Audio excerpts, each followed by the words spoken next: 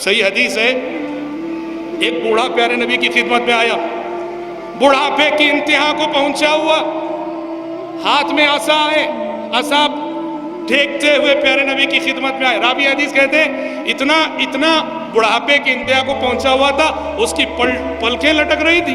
کہا پلکیں لٹک رہی تھی۔ اس نے پیارے نبی سے آگے سوال کیا، اے اللہ کے رسول، ایک بندہ ایک انسان ہے، کوئی صغیرہ گناہ کوئی کبیرہ گناہ ایسا چھوڑا ہی نہیں جس کو اس نے نہ کیا ہو، ہر صغیرہ گناہ ہر کبیرہ گناہ سارے گناہوں کی لذت اس نے چکھ لی ہے، اور وہ اتنا بڑا گنہگار ہے کہ اگر اس کے گناہ اس زمین کے انسانوں پہ تقسیم کر دیے جائیں تو زمین کے سارے انسان برباد ہو جائیں۔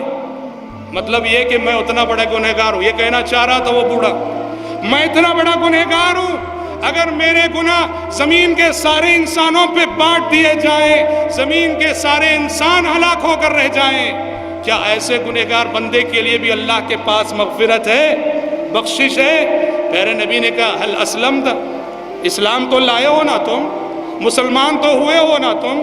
اس نے کہا اشہد ان لا الہ الا اللہ واشہد ان محمد رسول اللہ، کہا کہ ہاں میں نے شہادتین کا اقرار کیا ہوا ہے، میں ابھی بھی گواہی دیتا ہوں کہ اللہ کے سوا کوئی معبود برحق نہیں اور محمد اللہ کے رسول ہیں۔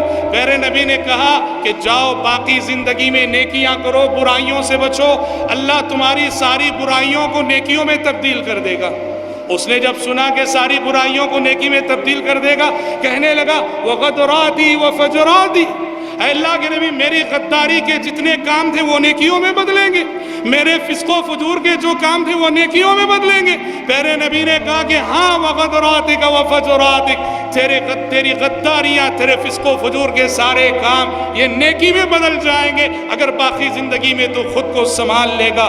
وہ بوڑھا کہنے لگا اللہ اکبر اللہ اکبر۔ راوی حدیث کہتے ہیں وہ لاٹھی ٹیکتے ہوئے اللہ اکبر کہتے ہوئے جاتا رہا، اور جب تک ہماری نظروں سے اوجھل نہیں ہو گیا اللہ اکبر ہی کہتا رہا وہ شخص۔